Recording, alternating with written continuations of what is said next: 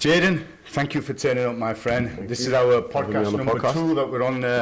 I did one the other day with Ryan Kennedy. I don't know if you saw that. Yeah, I did have a little listen to that, yeah. What did you think, man? Good. It was good. His was a good fight, man. It That was a good highlight fight. reel went It was clean. viral. I couldn't believe it, I mate. know, it was a clean kick. Whilst it were there, so there had some people filming, Yeah. you know, just like customers filming. And they'd film it on one of the phones. Next thing you know, it was on, I think it was like Sport Bible or something. Yeah, that's how it and goes. it's had 6 million views. Yeah, I expected Nothing it. for me, but 6 million views. That was just unreal how quickly it got That's how the going. internet works. The reason I've asked you to come, did you get here all right? Yeah, nice easy run. Cool, man. So the reason I asked you to come was your fight, because you had the fight in August, Combat Challenge, at Cedar Court in Bradford, UK. And on that fight, brother, the amount of feedback I've got, that yours was the fight of the night, and I can't disagree with it, man. Yeah, it was a bit of a tear-up. I know, it was a 5-rounder as well, wasn't it? Yeah. Which was just unreal, unreal, the man. distance on it. I've got it up on the screen, so we're going to look at that later on. Yeah. And just like with Ryan, what we did was we just kind of talked a little bit about his journey. So we'd like to talk a bit about yours, because people were asking about you. You know, who is this Jaden guy? We never heard of him, because you're from Manchester, and people in Bradford were saying, who's this guy that fought Danny Sharpe? You know, unbelievable. Where's he from? What's his background? Who does he train with? Yeah. And I thought, rather than me trying to reply on messages and stuff, we'd do a bit of a podcast, talk about that, and then talk about the footage itself. And kind of go through what emotions were happening at the time whilst the footage was on, whilst the footage is running in the background.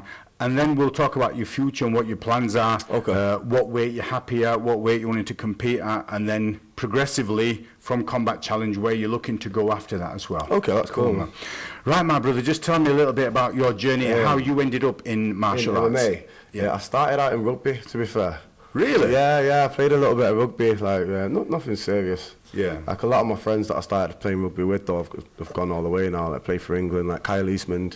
Really? Yeah, Jordan Turner. Cool. Who else? I've got a few friends like who've made it in the sport, but I just played just to play. I like the game. Yeah. And then I dropped off and they carried on. That's how it went, really. So what age was it where you thought, nah, like I'm straight into MMA now? Or? Yeah. No, from rugby. What age did you think that? Early age. I started boxing a little bit. Right. But again, I never competed. I never really took sports serious. I've always been athletic and always been told that I could be a good athlete, but I never really took it seriously. I just like a bit of a game. Yeah. It's like getting involved in a sport with the lads, do you know what I mean? Yeah. But as I turned 24, 25, I just kind of stopped going out and partying and just being in the mix and socialising as much, do you know? You end up going like out at crossroads and stuff, don't you? Yeah. You think, part of your life, it phases out and you think, exactly. okay, I need to move on now. It just becomes boring to me. But I've never really been a big partier anyway. Right. I just mean in terms of like a lifestyle. So I kind of changed my lifestyle.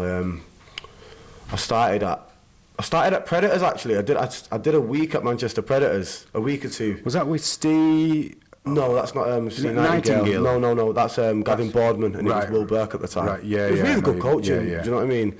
But I think I'm thinking of Rex MMA. you are, yeah. Also another good gym in the area, do you know what I mean? But yeah, I started out down there, and it just made me realise how unfit I got. I just thought, wow. Sometimes you get that reality check, brother, don't you? You do. And then there's those that think, oof. Yeah. You know, the ego kicks in and think, I don't want to this. I won't be that. And then those that think, hold on a minute, I need to improve here. Oh yeah, of course, because I've always been fit. Well, I thought I was. Yeah. And then I couldn't finish a warm up clean. Like, do you know Really? what I mean? Yeah, I was unfit, man. But obviously at work, whenever I turn up to any training session, I put 100% in. If I go home and I'm not exhausted, or it's dependent on how many training sessions I'm going to do a day. If I do 2 a day, then I'll kind of not coast through one, but I'll make it more drill like specific, or it might just be like a circuit in the morning. But if I've got like sparring or I'm wrestling, then I'm going in 100. Do you know what I mean? Yeah. In terms of like energy exertion. So how long was it with Predators? How long were you there? Not long, man. About 2 weeks, 3 weeks max. Yeah. And then a friend of mine told me about FCPC. Is that Stapes? That's Stapes, yeah. That's Martin Stapleton, and that's my coach, and he's been my coach ever since, really. I walked through the doors, and I just like the vibe of the gym. Do you know what I mean? Yeah, the sessions were just gritty and they were hard. And well, he isn't. He's from that background. Is he from like a military background? Yeah, he's from a military background. Yeah. He's like 50 cal or something. Yeah, serious name, man. Yeah. He's a serious guy. Didn't he get in the UFC? He did, yeah. He got in the Ultimate Fighter House. Right. That was. I should imagine that was a really good experience. Yeah. Yeah, I'd love to do something like that. That was the early ages as well. That was like before it was a massive stage to be on. I still feel like MMA really in England was an underground at that time. It's still, we're talking back now. Like we're going 20, 30 years ahead. I should imagine we'll be a lot further. Yeah, and, you know what I mean.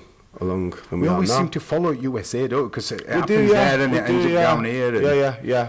But I walked in the gym there. Again, ex-Marine, serious background, and I just like the vibe in there. Like, there was no messing about. Like, we got on, we got the job done on the day. Right? I think his brother fought on the Combat Challenge years ago. I think when it was called the Champions. Yeah, he possibly did. Years ago. Mike's a good friend of mine. Yeah. He boxed not long ago, Mike. Right. Yeah, he's a good boxer. I don't really know about his MMA background, to be honest with you. Again, that was like way before I was into MMA. Like, I've only been training 7-8 years. Like, Stapes and his bro have been training years. Well, I think with Stapes is when he came back from USA and he'd been in Ultimate Fighter, he wanted to create this, his own gym, and it wasn't just a gym, it was all about the whole, all round, the conditioning, not just about here, we'll teach jiu-jitsu, we'll teach boxing, we'll teach wrestling. No, the actual gym, FCPC, is one of the best facilities I've ever been to. Yeah. And it's not even that. It's, again, like the vibe in there is like a very like a team. Yeah. You know what I mean? Team-based gym. Like you've got your Muay Thai team, you've got your judo team, your jiu-jitsu team, your MMA team, and then you've got like all under one roof. Yeah, and then you've got like Marine Fit. You've got all sorts there. Honestly, I couldn't list. He'd have to bring that in when he had to bring that Marine Fit in. Oh yeah, definitely. Listen to me. Then anybody involved in that Marine Fit, they all look like Spartans. Yeah. They're all fit, man. Let me tell you. So you went there. So after Will Burke and Boardman, you moved over to. Is that just because it was closer, or you just wanted to try something different? A bit of both, to be honest with you. I just again, like when I walked through the door, like I just knew that was the team for me. Like, it was a good set of lads. It was a good vibe. Like, but when we're on the mats and we're all training, we all take it serious. But when we get off the mats, it's banter. Do you know what I mean? We all have a laugh. That's what you want, don't you? You want the hard grind. Yeah, when exactly. You're there, exactly. But then it builds that natural bond. And it creates that brotherhood for you there, doesn't it? Yeah, definitely. So I've been in gyms as well before where, like, not necessarily joined any teams, because I've never joined any other team before in my whole career. Like, I've bounced around at gyms for sparring, because I always feel it's good to get different sparring partners, or just get a bit of a different dynamic off a coach for a day, do you know what I mean? And just kind of test yourself out. So could you get comfortable with your sparring partners? Yeah, even if they're dangerous guys, like, you're still comfortable within that environment. So because you kind of know, even if they're dangerous, you know how to defend certain things. Yeah, exactly. You know what's going to be dangerous. You know what. Do you know what I mean? You know if this guy throws a horrible spinning back kick, you know he's timing me to go to a certain angle. You know that. Whereas in different gyms, different people move. Yeah, like foreign. And it kind of it leaves you open. It exposes you, but in a good way. It depends on how you look at it. You can think, okay, I can test myself. I'm doing really well. Against somebody who doesn't know how my movement, or bloody hell, I didn't realise that. So now I need to focus on this thing as well. So it helps you all around, doesn't it? Just training with different people and sparring. Yeah, definitely. But I've also, again, I was going to go into like going to certain gyms, and it's just like a toxic environment. Yeah. Do you know what I mean? Yeah, I've been to certain gyms, it's just toxic, man. So I'm quite cliquey as well, definitely cliquey. I'm not necessarily referring to that, but I know exactly what you're talking about. But like when you go to certain gyms, like you end up sparring with guys, and it's just a real fight. You're both just trying to knock each other out, do you know what I mean? But nobody learns from that, No, you don't. It's all good and well, man. I don't mind, do you know what I mean? If I want to bang it out one day, and that's cool, man. But I'd rather not, I'd rather learn. Yeah, do you know what I mean? Because there is a place for that, and especially with people who you have a good relationship with, you can have that hard that hard grind. Do you know what I mean? You can have that, and you're all right with that. That's built over time, though. If I'm going to spar somebody first time, I'm not going to touch hands with you, and then throw a jab and then a power head kick. I'm just not going to do that, 'cause it's just bad etiquette. It is. Do you know what I'm saying? Yeah. If anything, I'm going to build up over rounds. Like, say we're stuck in a cage for 5 rounds or whatever, and I'm helping somebody get ready for camp or whatnot. Like, say the first round, I'm gonna play around a little bit. I'm gonna let him move around on me, even if he tags me. I'm gonna play a little bit. The second, I'm gonna go a little bit harder. The third, It's that gauge, isn't it? Then, do you know what I mean? Yeah, and then fourth, fifth, when you've learned what each other can take and what you like and what you don't like and so on, that's when you can have a bit of a proper spar then. Do you know what I mean? But again, definitely. Like, it is good, all good and well, but it's just injuries as well, like certain things. It's always good to have somebody around you can tell you to power down as and when, because when you're sparring, sometimes your adrenaline just takes over, you enjoy it a bit. Yeah, and you end up in that bit of a tunnel, don't you? You've got your blinkers on and you're focused on there, and you need somebody to tap you on the shoulder and say, whoa, right, focus on this, you know, you need to calm it down. Yeah, exactly. I was sparring yesterday, actually, at Champs Camp in Moss Side, boxing, with a couple of talented boxers down there. Yeah, it's really good spars. And again, it's easy when you're both at a certain level, and you know to pull certain punches, or you can land a belter on someone, and then you can ease off and let them breathe, and then you go back again and you get in the mix. But the coach was always there to kind of say power down when you was flowing a little bit too much. Sometimes you get in there, don't you, brother? Yeah, like, enjoy it. Yeah. If you don't like the sport, don't spar. Do you know what I mean? So from there, what happened next? Because you, at some stage, I don't know if you still train there at Stapes' or... Oh yeah, of course, yeah. I'll always train at Martin Stapleton's gym. Yeah, of course. I'll never join another MMA team. Well, not that I can see. Do you know what I mean? That would always be my base. Yeah. But I've kind of been in and out because I opened up my own facility called Power MMA in Oldham. Right. Yeah. I've kind of built up a team there, but I've been coaching like basic fundamental stuff. I've got a not a mixed martial arts coach, a submission grappling coach, jiu-jitsu coaching called Sam Quinn, really good. Didn't you put a fight on last Combat Challenge? You put a fighter forward as well, didn't you? I did, Ashfield King, Ash King, man. Yeah, he did all right, man. He did, he's a really good grappler, Ash King. Lean. Yeah, so he ain't got an ounce of fat on him, has he? Not at all. He's such a pleasant lad. He's really pleasant, yeah. He's a really nice lad. His grappling is incredible. Do you know what to say? He's like 1-0. Like, give him a little bit more time. There's going to be a problem. You just know, don't you, Jaden, with certain people, you know that they can be shaped and moulded in the right way. Oh, of course. And some people, there's a lot of resistance, and some people just don't get it. And they go at a different pace, and they do it for a lifestyle, they do it for sport, just to have a bit of fun. Oh, yeah, of course. You know, it depends what Well, I was at first. When I started at FCPC, I was just doing it for fun, and it turned out I wasn't a bad grappler. Yeah. And then I just started competing and just started racking golds up, do you know what I mean? I thought, I think I'd give MMA a go, and I kind of dropped out, went boxing. I just went back to boxing because I started sparring again just in boxing. I was getting lit up, man. I was getting lit up, I used to do rounds with a friend of mine, and his dad used to phone me up. Polish guy he was. He used to phone me up at like 6 in the morning, to spar his son at 7 before his son had work. We used to do rounds, man. But it was like a fast track in sparring. But everything just started to come back. We used to just dog house it and just go until we couldn't do no more. And it just sharpens it. Yeah, instantly though. Instantly. Like first few spars, but just getting blown back, man. Then after that, I started to read my range and my timing and my counters and so on. I started studying boxing. I've seen your timing in last fight, brother. It was good, man. Yeah, thank you. Good, man, and closing that distance as well. Yeah, thank you. I honestly don't feel like you've seen anything of me yet, though, if I'm totally honest with you. It was very scrappy, that last fight. Yeah. I'd like to think that fight a little bit cleaner, but you'll definitely see that on the 8th. And I think Danny kind of made it that way as well, because he likes that grind as well, and getting in tight and getting close, you know. So he didn't allow you to have that kind of range. Not at all. He didn't allow me to line anything nasty up. Yeah. Do you know what I mean? He's a very scrappy fighter, but I knew that anyway. I knew that, man.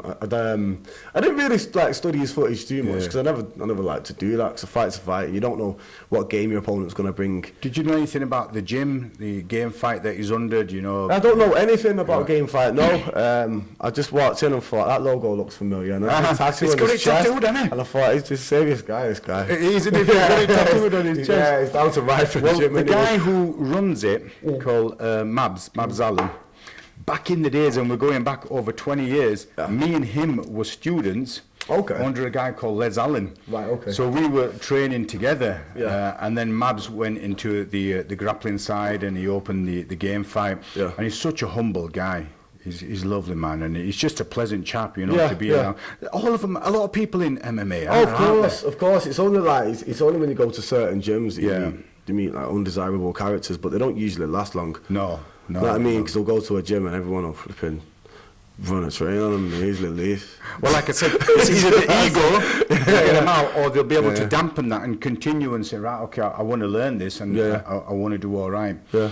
So for your background, you've got the boxing side. I have, yeah. I've fought in boxing before. Like I've competed in boxing before. Like I enjoy it. But do you prefer MMA? Oh yeah, I definitely prefer MMA. But I also have an equal amount of love for boxing. Yeah. Like I love just working it out, like in the midst of a spar, or just studying old boxing tapes. Like guys like Willie Pep, Gerald McClellan. Like I like old school boxing. Oh man. You know, and then you got the footwork aspects more so. Talking about footwork, I saw a clip the other day, yesterday. Mike Tyson. Yeah. I've seen it. Yeah, hitting it the must be angles. his 50. Yeah, man. Hitting the mangles, bro.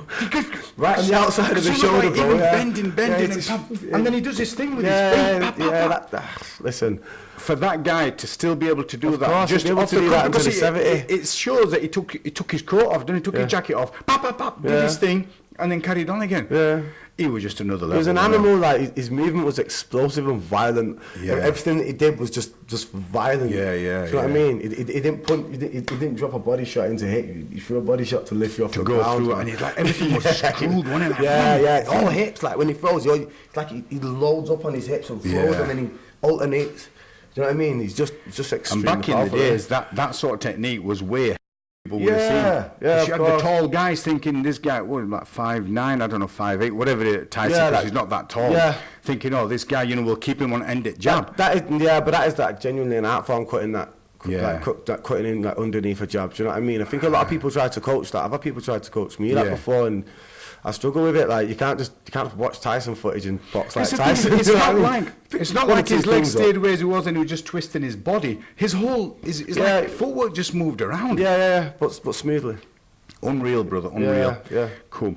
Okay, so if it's all right, we're gonna have a look at this footage. Yeah. Right, because I've been waiting, man. I've been waiting to look at this footage, and we'll turn the volume down and just go through it and talk over it. Yeah, and tell me what you think. Do you know what? I never drink sparkling water, No, it's normal water, but it's quite nice. Quite I like it, me. I think before I used to drink a bit of fizzy pop, and then I think this kind of psychologically makes me think, oh yeah, it's fizzy, but it's a little bit healthier, brother. Yeah, man. I hear that.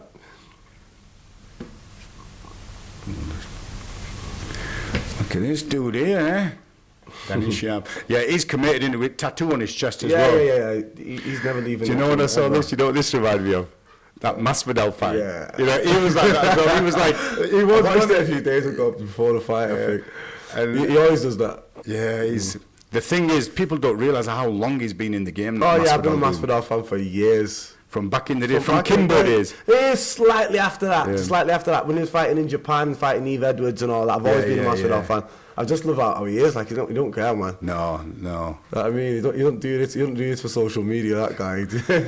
So, what was your thoughts? Like in beginning of fight, did you think I'm going to go 5 rounds, or did you think I'll test him stood up, or what were you think? Or were you just trying to see? I thought if I can touch his chin, then he's going to bed. But that guy's head's made out of granite, Yeah. It's hard, you know what I mean? But he was eating him, The thing is, he didn't want to give you any room, did he? I know, but that he had a beautiful game plan. Like he made it very scrappy, and I couldn't line anything up. Like I couldn't. Well, for him, it just shows the respect that he had for your striking. And I think it was more the boxing side, because he was thinking, I don't want any of that. So he's trying to keep that grind, but keep it nice and tight against you. Good turn there, my friend. Well, and he did. He pushed me up against the cage quite a lot. He used that really well. Yeah. And I'll be honest, like. Usually, if anybody pins me against the cage, I can usually bump them off fairly fast and reverse it. Do you know what I mean? Because what you have to remember is wall work's an art form now. Yeah. I think it's like I think a lot of people underestimate it, but you can drill wall work for hours and hours. Really, like it's equally as important as fighting in the middle of the cage. Oh, definitely. Do you know what I mean? Like you can win a whole fight, you can control the whole fight just by like Randy Couture and all them guys. He was, you know what I mean? Yeah.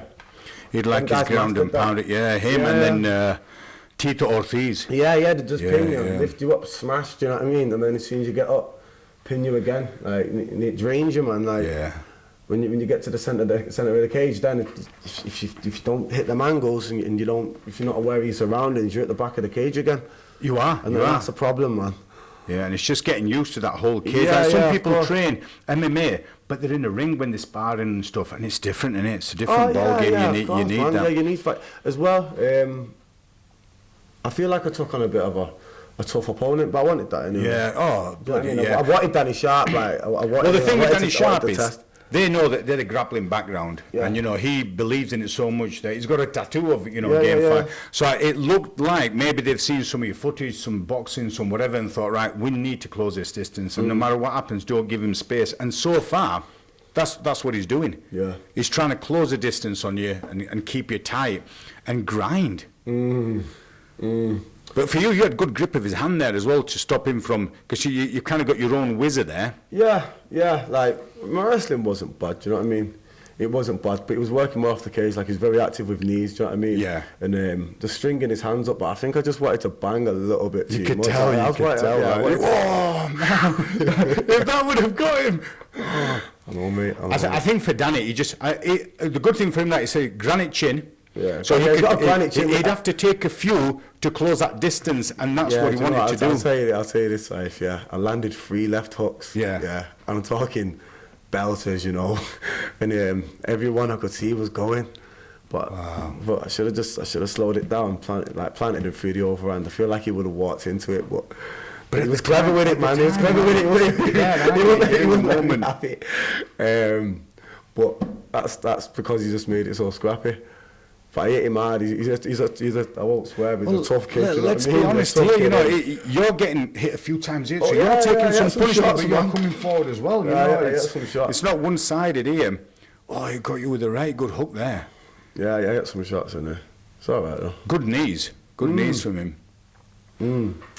So that was the first round, and at that stage, so you're in your corner, you've got the first round sorted. What were you thinking? What, when I went back to Steve, back to the cage, I think in my corner I had Rizwan Khan. Yeah. Stapes I had, and Derek, the judo coach down at FCPC. Yeah. I had Phil Woods as well. Phil Woods was somewhere in the mix. Did they kind of suss out what Danny's game plan was at this stage after the first round? We didn't really suss out his game plan. We just sussed out my way of fighting. But my way of fighting really is to control the centre of the cage and strike. Maybe throw some wrestling in the mix. Maybe just kind of throw him off. Yeah. Maybe open up an angle somewhere for something. But I just basically wanted to kind of control my footwork and control my distancing and be aware of the cage behind me, because I felt like I smothered my own work in that fight. Right. Like I was landing shots and then going for the knockout rather than just relaxing when I fight normally. Like if you're watching any of my boxing fights or anything like that, like I'm quite a controlled striker. I don't go bananas as soon as the guy is that one. Do you know what I mean? Yeah. Whereas with this, I think I took it a bit emotional. Well, got a bit emotional started. But on the beginning of this round, let's just see if we can just go back here. On the beginning of the round, I think, do you go for a takedown? I go for a takedown, but. That was just off the bat. That was just me. Because I thought I can possibly I can take this guy down. Do you know what I mean? So you did. I think the cage kind of helped Danny a little bit there because he bounced back off it. It did, but let's not take away the fact that he had good takedown defense. Yeah, he did. Because as soon as he hit him, he instantly popped on his hip. Yeah, and he kind of walked off the cage. You know what I mean? That was good work. That. And then I think I go for a high clutch at one point as well, and he reverses that. He's got good groundwork as well. He's got good groundwork. I think I possibly underestimated him a little bit in terms of his groundwork. I just kind of took him as a scrappy guy. Yeah, I thought he'd be all right, on the ground, but I didn't realise it. Like even the control here. But you're doing it because you've got the whizzer. You're grabbing his wrist. He's tried to get you a couple of times with the guillotine, and you've got the arm in there to stop that. But I think with Danny, he knew that the ref was there, and he'd have to continue. Otherwise, the ref's just going to stop it. That then gives you that space. Yeah. To unleash again. Oh yeah, of course. You have to keep working. You can't just lie on someone. Do you know what I mean? Well, you can, but I don't like that. No. I don't know. If you're pushing, if you're working up against the cage, you got to be causing as much damage as you can. And that must be tiring as well, man. Constantly being pushed. That's that single leg there, but he instantly puts back up to his feet. Yeah, he's good, man. He instantly gets up though. He does it well.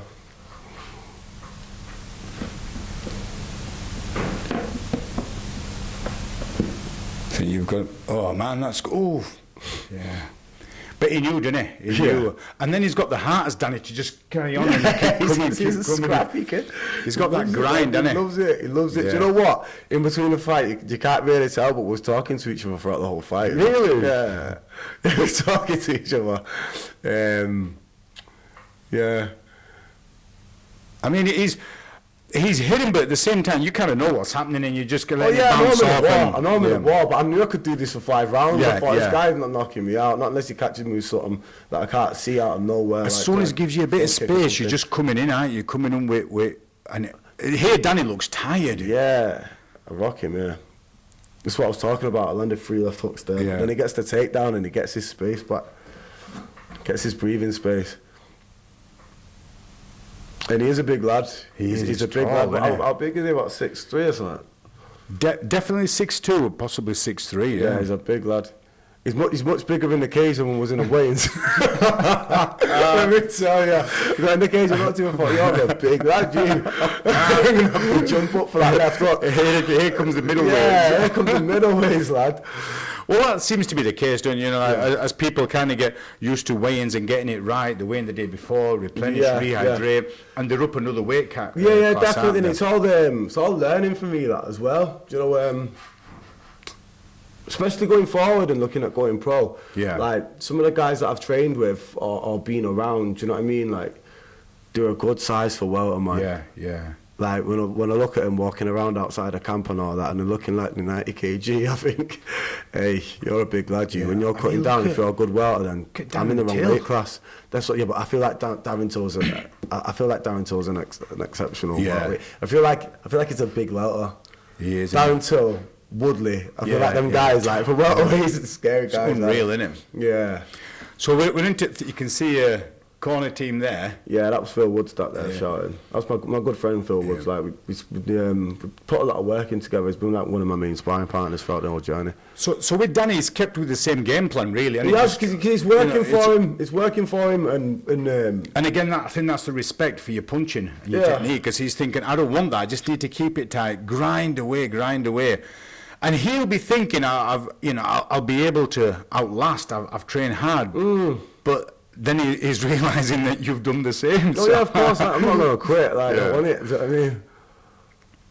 I ain't never going to quit. Like, no, we don't ever quit. So many people, they would have thought, it's not. I can't do it. I've had enough. And as you see him as a promoter, and also yourself as having your own gym, you'll see people in there. You'll think, come on, you could have given it a bit more. Yeah, of course. But that's the only thing that you'll ever regret. Like when I watch this fight, I'm not an actual fan of it. If I'm totally honest, I don't like it. I don't have a performance in it. I'm much better than that.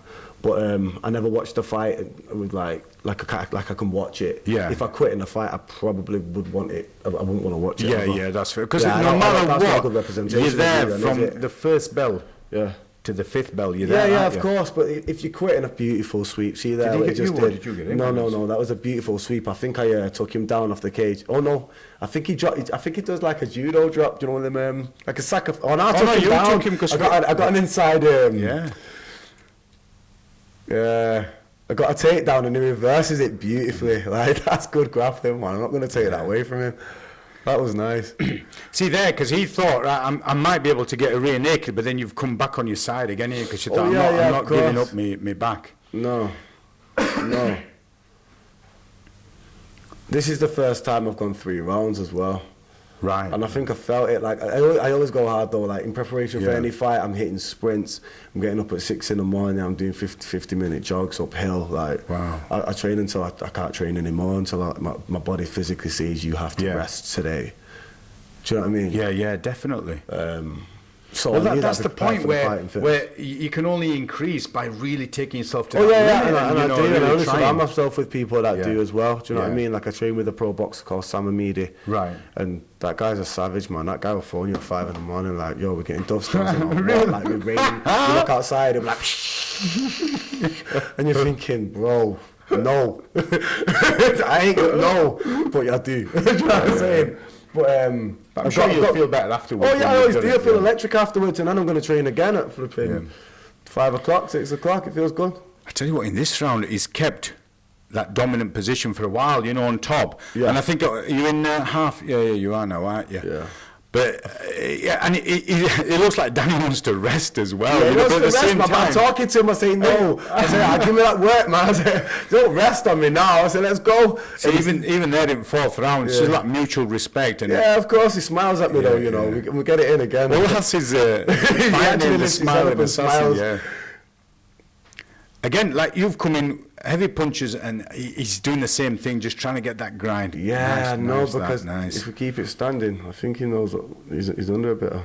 And that's Mabsy there in his corner there, Mabs Alam. Okay. Really pleasant chap. Yeah, He's a very jiu-jitsu guy now. He's just recently competed. He's in his 50s and he's just got gold. Is he really? Yeah, really pleasant chap. Yeah, man.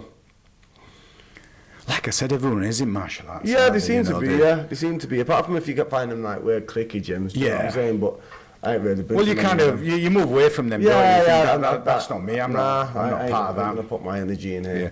You get some people who don't even like people training at other gyms. Oh yeah, of course. And you think, come on, man. You of course. You know. I do understand I do understand like the loyalty to your team aspects. I understand think you can that. have loyalty. I'll give you an example. Danny Mitchell's a good example. Yeah. Because he's got AVT now. I know a few Danny Mitchell's lads. They're like Pav and them boys. Like they're good lads. Them. They've got their home. They're like homing pigeons. So they'll go, train odd days here and there. Yeah. But they always come there and they come down to my area and wrestle and they get spars in at all powers and stuff like that. They get it in them guys. But you've got to you've got to take yourself out of your comfort zone. But they never actually join another team.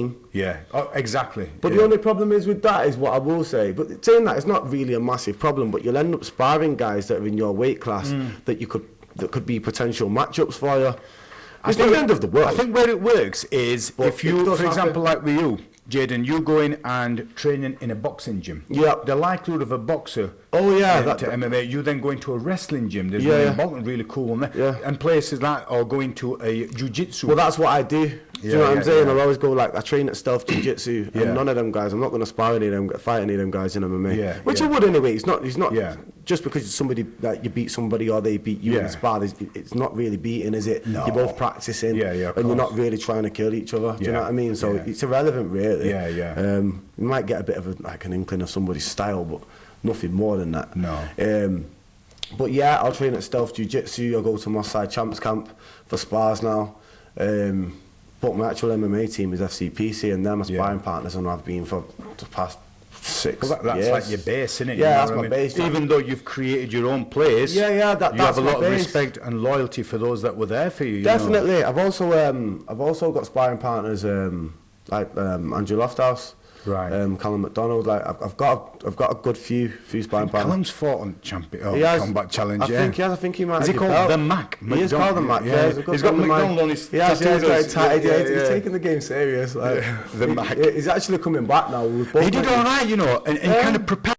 And then he went off the scene. He did. I think he just wanted a bit of time out. But I messaged him about a year ago, and he just got back to me when I opened my gym. About 6 months later or so. And then he just kind of said, "Look, just hit me up. We'll get some spars in," and that's what happened. And then he brought Lofty down, sparred with a few of the other guys. Loz James, he's made the transition into kickboxing now, so I get kickboxing rounds in with him. Get rounds in with Kane Musa. Kane Musa, a good sparring partner for me. Get rounds in quite a few guys from different gyms. Do you know what I mean? That all helps, doesn't it? It definitely does. Just sharpens different aspects. You've got to, and you learn about yourself, man. Was this the last round here? Oh, you're putting some pressure. Yeah. See there, it's that heart and that grind. But I should have given this in the first, man. Would have been a different fight. Yeah. We're talking to each other now. I can hear his mouth moving there. So I can see his mouth. I even say to his coach how long left. I said, "Yo, don't look at that time, man." I said, "We go, man." So we go till we can't no more. Do you know, I couldn't have asked for two cooler people to compete like that. Because he's a nice guy. It makes a fight, doesn't it? Two people, really make that fight well. Oh, he's even going for armbar. Yeah, it's beautiful this here now. He chucks it up. Are you able to step over? Yeah. And then he's trying to go for a triangle now, isn't it? And then you push the leg over. That's the thing, though. And he's trying it again. He does chain his submissions together well. That's when you was good then. But for you, brother, even there, you've got the posture, you've got both hands in, and it's done. So then he's realising that, you're not somebody who's all right with striking side. I do own a gi. Yeah. You know what I'm saying? Like, I do own one. You should have done like Hoyce Gracie and brought it with you. You Yeah, know, do you know what I'm saying? I do own one. I just don't sleep in it like he probably does. But I've been training a lot more. But to be fair, I did put quite a shift in on the mats. You know, grappling actually in preparation for this fight. Oh, you would have done. You would have done. With him here, so now are you thinking? You know, it's going your way. Or this was this here right here. See when he had that Russian armbar. See when he turned it upside down. Yeah. I thought he was going to go belly. And then, I thought he was going belly. Because then you struggled to step over with that. Yeah. Look. Is that it? Look, celebrating. Like it's a joke. Not yet.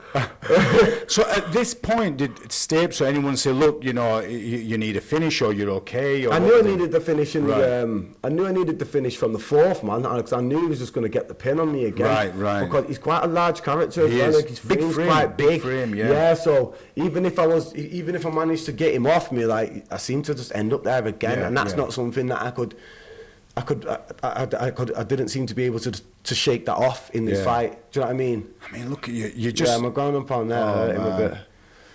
I mean, here, this said it all about the fight. Look at Danny Sharpe, man. He gave it everything, didn't he? He did, man. He did. He left it on in the cage. The guy's spewing up, man. Well, he ended up with paramedics and stuff looking because you couldn't even... I did actually look for him, you know, after the fight, because I seen him getting carried out and they lied him down for about 30 minutes just out, and I had a bit of like I had like 40, 50 people, like, I was like shouting my name and all that as I walked out, and then I seen him lie down through the glass, and I thought, geez. Gave it all, didn't he? Well, so did you as well. So I wanted to go and shake his hand after that. That lad there behind is Adam, you know, with blue hoodie. Oh, yeah. My son is that lad. Oh, really? Yeah, and he tries to put the belt on him, and he just couldn't even stand up, you know, so his drapes on him. Brings it over his shoulder, but it was just one for the grandkids for I'll tell you. That is leave it all in the cage. Yeah, they're really cool guys, man. Real. So at this stage, did you kind of think, possibly it was the right decision, or? Do you know what? I thought I could have won it, but at the end of the day, like when I watched the tape back, I know how he won the fight. Yeah. I know how he won it. He wasn't going to give you that distance, and good on him for his game plan. Oh yeah. As he thought, you know, Yeah, most definitely. Like that. If that's a blueprint to beat somebody, then that was at welterweight, my friend, wasn't it? And it was with the day before weigh-ins. Yeah. What kind of weight were you walking around at that time? I always walk around at about 80 me. Right. 80, okay. no more over 80. I used to walk around at like 84, 85. I used to be a bit of a big lad. Yeah. But I've trimmed that down gradually, and now I'm walking around at like 79. Like every fight, or I do seem to stay in shape for about 3-4 weeks. Well, we were chatting the other day, and you were saying that you're looking at competing and possibly coming and working your way down a weight. I like the idea of going lightweight now. Like just specific, like a lot of my sparring partners, they're like lightweights, and they're my height, and you know my body type, my build. Do you know what I mean? I just feel like that they've managed to diet a little bit better, you know, going pro, and they're just taking it a little bit more serious than I do. Not in terms of preparation, in terms of anything physical, but just managing diet in and out of camps, you know what I mean? Yeah. Because sometimes I'll just go bananas and just start eating cakes and all that, like, you know what I mean? But I don't really do that often, and to be totally honest with you, I feel better when I don't. But you always appeared to be in just good shape. This is what I'm saying. Yeah. So I'm just going to take that up a little bit. Do you know what I mean? Just take that up a notch and just shave off a little bit more body fat, so I'm walking around at like 78, 77, and then to trim down. There's no drama. Yeah, that ain't no drama. It's just going to be the same as making a cut for welter, because welter's too easy of a cut. Yeah. Do you know what I mean? No, is it for it's you? nothing like some of my Thai boxing, like my guys who fight Thai boxing, like they're like, wow, that ain't a cut, bro. That's skipping breakfast. Yeah, you know what I mean? Just cap your water, ain't nothing. Yeah. So when I kind of look at it, a lot of them guys, again, like for the amount of fights I've had, but the amount of time that I've been training doesn't really run together. Do you know what I'm saying? So it makes sense to just kind of get one more in and then go pro. I feel like that's the best option. Well, you've got partners are pros. Potentially, you've got a fight on Next Combat Challenge on the 8th of December, and you're thinking getting that one out of the way, and then next year. Yeah, well, I've been asked if I want to fight on FCC in February. So it's a good show, is that? It is a good show. I've been asked to fight on that. Adam Tay. A few times. He's a lovely chap. He is really nice. He's a good guy, and it's a nice show. Yeah, it's nice. It's nice. Is it still at Bolton? Because it is at Bolton. Back in the days, I used to MC a bit for Adam. You did? You know what? I swear I watched the fight the other day, and I'm everywhere. I called him and I said, "Hey, that's Mr. Khan there, looking suave in a suit." Yeah. He's a nice chap. Is Adam Tay. I've got a lot of time for him. So yeah, FCC will be a good show to go on. And at a pro level as well, you know, and then you just gradually start working your way up, and you'll get recognised, won't you? On of course, it's a bit more exposure, but again, he's asked me to fight on that show quite a few times, but I just wanted to focus on being a martial artist rather than competing. Know what I mean? And then because I drop out, I'll grapple or jiu-jitsu for like 6 months straight and level up, and then I'll do the same in boxing, and then I go back to MMA, and then I might compete in box. Do you know what I mean? Yeah. Whereas now I'm kind of managing it a little bit better, just in terms of my progression in each discipline. Do you know what I mean? Yeah, definitely. So, is it what you do full time then? Is this? I do this full time, but I've also got a part-time job. I'm a music tech tutor, and a TA in GCSE music in a secondary school. I teach music basically. Brother, next time you're gonna have to help me with this setting here. I'll help you, man. Because we did. It's a good set. It's a good setup, though, man. We did I'll have to just listen to the first podcast we did was with Ryan. Yeah. And 2 things I noticed. One, I noticed that we were a bit too low, so I've sorted that out, and also the lighting. Yeah. So I've hopefully sorted that out. The audio seems look good, right. though. The visuals look good. Yeah, visuals look real good. Yeah, they look great. Right, Jaden. Well, listen. Thank you so much. It's been so cool chatting to you, man. And people get to know a little bit about you. Thank you. Can I just mention, though? Of course you can. I've just started an online vlog. All right. You mentioned that to me the other day, and you said we were going to talk, and I forgot about that. Right. Yeah, I've got I'm shooting an online vlog with somebody called Just Jake. Right. Okay. Yeah, he's a good guy and a cameraman, and basically it just documents week by week through my training camps for my next fights. But it's a bit of jokes in between. So it's not just all like gym greasy, like wrestling and kickboxing. There's a bit of jokes in between, like because I used to follow. Jorge Masvidal years ago, and he did something called Tales from the Grind and something else called Miami Hustle. Yeah. And I just liked it, and I sent that over to him. I was like, we do something similar, but just like 5-minute episodes. Yeah. Just like document like jokes in between also. It's not serious. So is that in production, or is that somebody? No, I'm running that now. I was going to come down with him today, but he wasn't available today. No, what I'm saying is, if somebody wanted to see it now. Oh just hit my Instagram page. And it's on there. Just on my Instagram. Well, what we'll do is. On the message bit of this podcast, we'll put your Instagram in there. So you then can people follow can that. click on that link, and they'll see it all on there. I'll see it as well, man. Yeah, you will. Jump on it, man. Yeah. Should imagine you'll get your face on there soon. Nothing new there. Nothing new. Jaden. Yeah, we're done. We're done, man. It's been emotional, my friend. It's been emotional, Danny. Thank you so much. Thanks, lad. Thank you, mate. Yeah, it's been good chatting to you. Thank you.